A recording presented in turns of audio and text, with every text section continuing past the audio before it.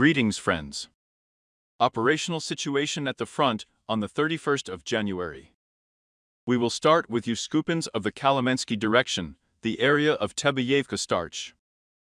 Active hostilities continue. We do not record any significant changes, although the situation remains dynamic within the gray zone.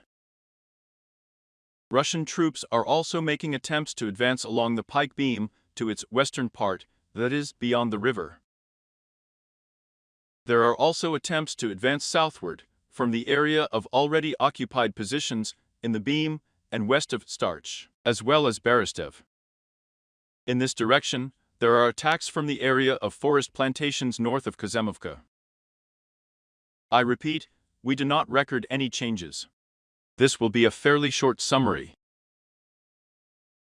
In fact, it would probably have been necessary to spend the evening, but I had already planned and you were waiting for me, so I decided not to postpone. On the turn, the Lyman direction is Yempolovka. There was also an attack by Russian troops, an attack supported by armored vehicles. They attacked with the support of tanks, with the support of armored vehicles. The APU destroyed an assault armored group, so we do not record any changes. The remaining part of the Russian troops retreated to their original position, so the fighting of a positional nature continues. In the Seversky direction, no changes. In the Bakhmut direction, there are no changes. In the Avdiivka direction, the main pressure is still in the south of Avdiivka, the southern flank of Avdiivka. There are also attempts to advance in Stipovo itself. Russian troops made attempts to move to its western part, along the settlement itself, but the fighters of the 47th Brigade published a video. They managed to counterattack and the Russian troops actually retreated to their original position, so we do not fix any changes. As for the south of Avdiivka, the southern flank remains the hottest point on the map. Here, the attacks, as we said, are now going as wide as possible, in the direction of the Donetsk filtration station, in the forest area. Here the enemy is transferring additional forces, so in the near future, we are likely to see an activation in this sector of the front, approximately in this area. In other words, the main task is to climb west of the Donetsk filtration station, through the forest, along the landing itself.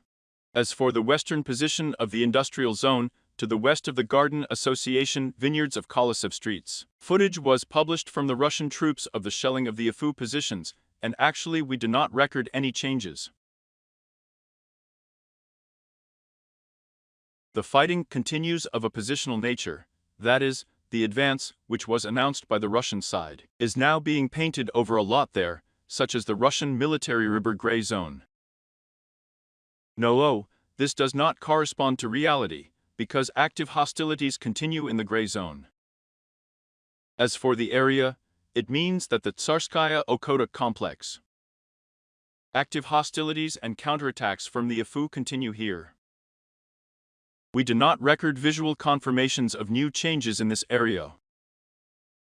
As for the southern part of Avdiivka, here, as the fighters themselves transmit from the field, there are fights for each house in principle, on each of the streets.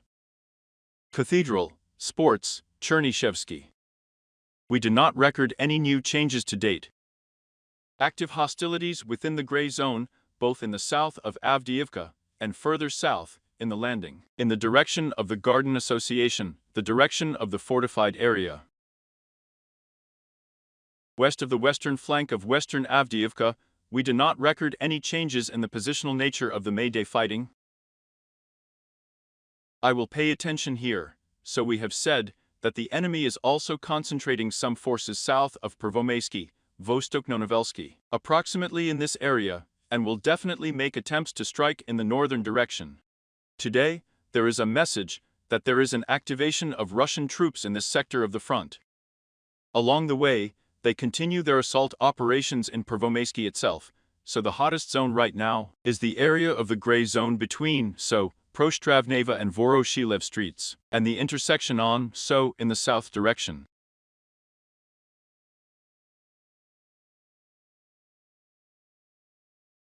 Approximately in this area, active hostilities are continuing now. We do not record any new changes.